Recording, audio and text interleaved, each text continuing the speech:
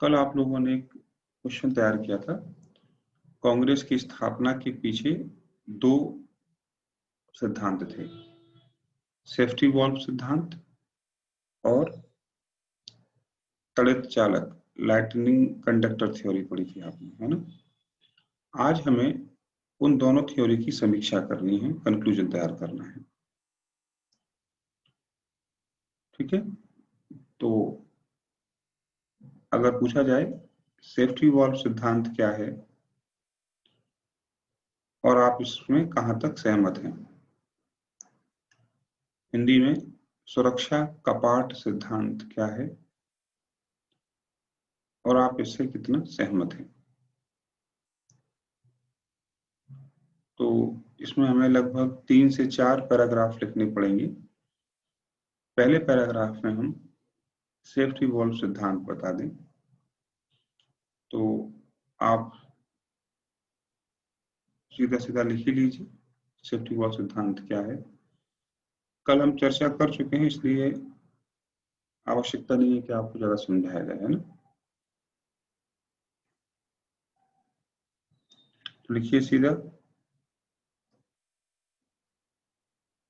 यह सिद्धांत लाला लाजपत राय ने अपनी पुस्तक यंग इंडिया में दिया। कल भी हमने चर्चा की थी इस बारे में।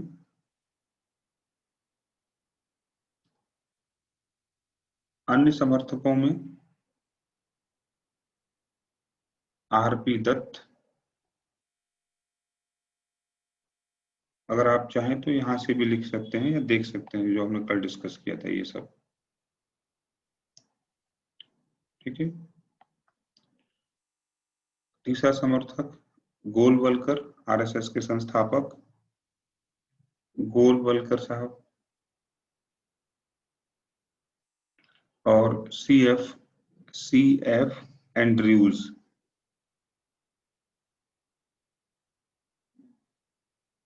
ठीक है, ये इसके जन्मदाता हैं। सिद्धांत क्या है वो भी देख लीजिए। ये सिद्धांत मानता है कि कांग्रेस की स्थापना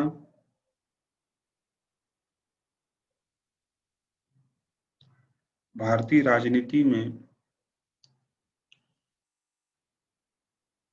उठ रहे या जन्म ले रहे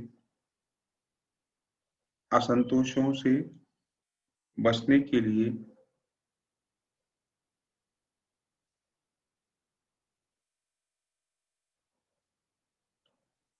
सेफ्टी वॉल्व के रूप में की गई थी।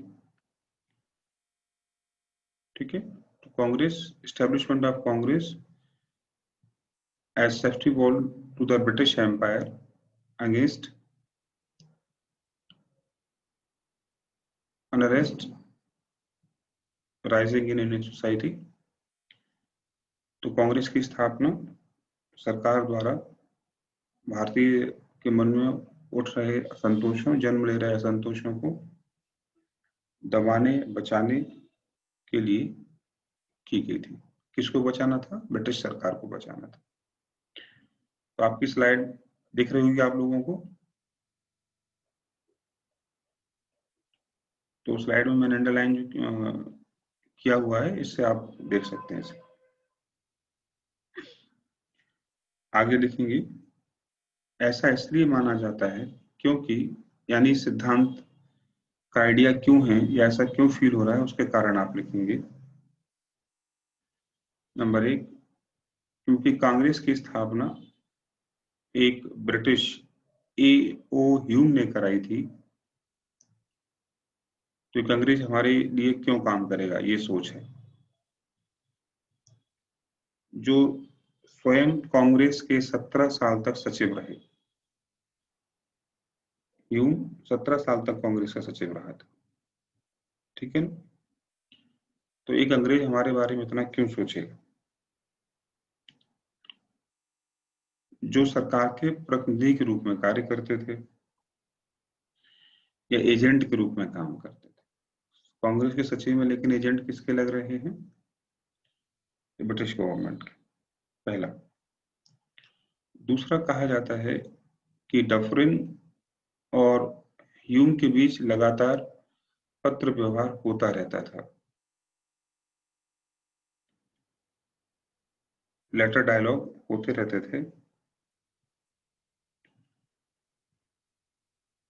इसी को लाला जी ने आधार बनाया था,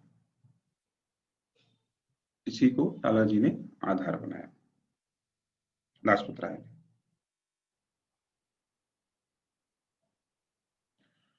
तीसरा बेस आपको लिखना होगा प्री के हिसाब से भी, बैडर बर्न।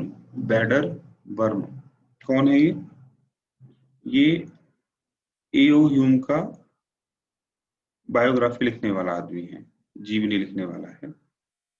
इसने अपनी उस जीवनी में लिखा है, बायोग्राफी में, कि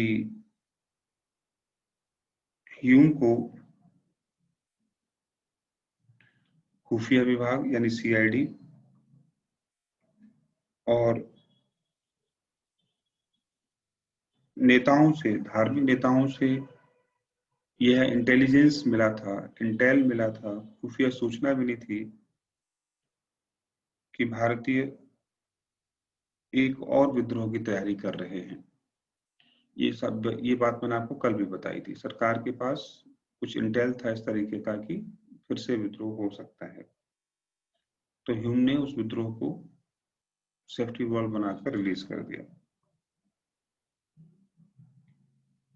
ठीक है, तो इन 3 बेसिस पर सेफ्टी वॉल को पैदा किया गया और उसका समर्थन किया गया 4 लोगों ने, जो आपने लिखे। ठीक है, अब देखते हैं सच क्या है। अगले पैराग्राफ में लिखेंगे, उपरोक्त तर्क से पूरी तरीके से सहमत नहीं हुआ जा सकता, क्योंकि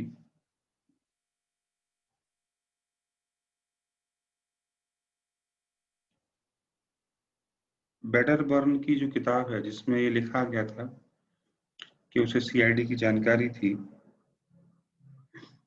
वहीं इस पुस्तक में ये भी लिखा है, ये बैडरबर्न ने ह्यूम की आलोचना की है कि वो आखिर क्यों भारतीयों का इतना सहयोग कर रहे हैं। तो अगर एक किताब एक पेज में ये लिख रही है, तो वही किताब दूसरे पेज में लिख रही है ह्यूम की आलोचना। और आलोचना क्या है कि आप इतना समर्थन क्यों कर रहे हैं। और उस किताब में जो लिखा गया था कि सीआईडी की इंटेल थी, उसका कोई साक्ष्य भी नहीं मिलता,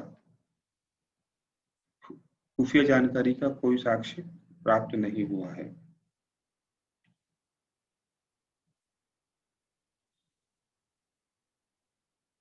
अगला तर्क है कि ह्यूम 17 साल तक अंग्रेज होने के बावजूद कांग्रेस का सचिव रहा है, अध्यक्ष भी बने हैं। तो उसका जवाब ये है कि वो कांग्रेस को स्थापित करने के लिए सचिव बने हैं, क्योंकि खुद आयरलैंड के रहने वाले हैं, थियोसॉफिकल सोसाइटी से जुड़े हुए थे, है ना। तो ये 2 डेटा मैंने आपको कल भी शायद दिया था। और थियोसॉफ तथा आयरलैंड के लोग हमेशा से भारत के हित में जुड़े रहे। क्यों जुड़े रहे? क्योंकि आयरलैंड भी ब्रिटिश कॉलोनी था, तो माना जाता था कि आयरलैंड के लोग अगर भारत में कोई काम कर रहे हैं तो निश्चित रूप से वो ब्रिटेन को कमजोर करने के लिए है। ठीक है, तो कहीं से भी उनका कॉन्स्पिरेटर यानी षड्यंत्रकारी होने का उदाहरण या एविडेंस नहीं मिलता।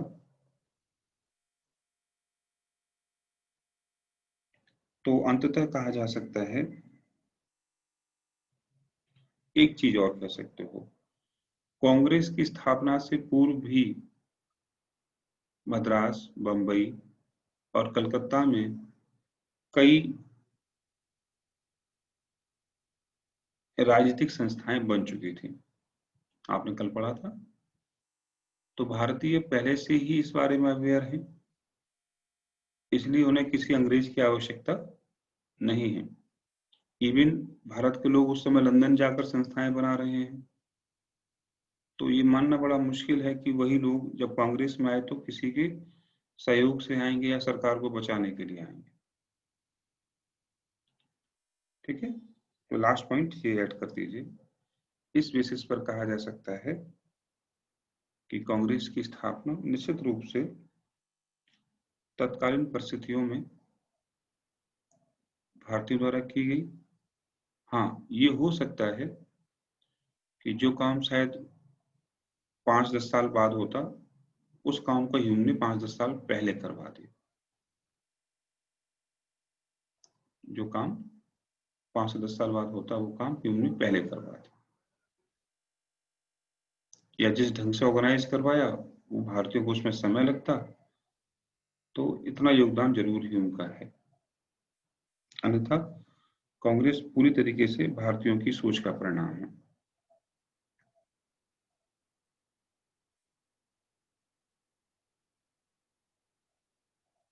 ठीक है, ये है आपका सेफ्टी वॉल्व थ्योरी। साथ ही साथ तड़ित चालक भी लिख लो, लाइटनिंग कंडक्टर। ये सिद्धांत ठीक सेफ्टी वॉल्व के विपरीत है।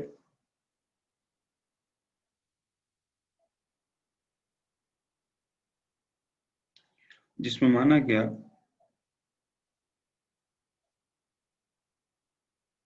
कि कांग्रेस के प्रारंभिक नरमपंथी नेताओं ने ह्यूम जैसे अंग्रेजों को इस्तेमाल करते हुए कांग्रेस की स्थापना की।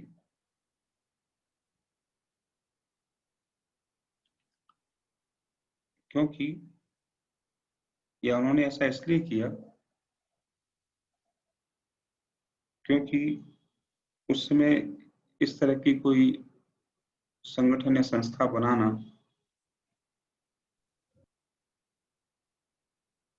और उसकी अनुमति मिलना अंग्रेजों से सामान्य बात नहीं थी। तो ये काम ह्यूम ने किया था डफरिन से मिलकर कि उसे मान्यता दिलवा दी।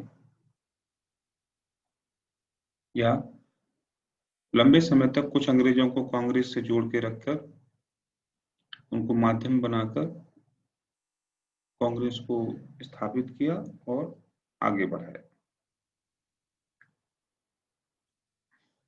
ठीक है, तो इसमें लाइटनिंग कंडक्टर कौन बना? अंग्रेज। उनका सहारा लेकर कांग्रेस को बनाया गया और जिंदा रखा गया। अगर अंग्रेज शायद नहीं होते तो भारतीय डफरिन को कन्विंस नहीं कर सकते थे। इन अंग्रेजों ने भारतीयों के लिए डफरिन को कन्विंस किया, समझाया और डफरिन तैयार हो गया।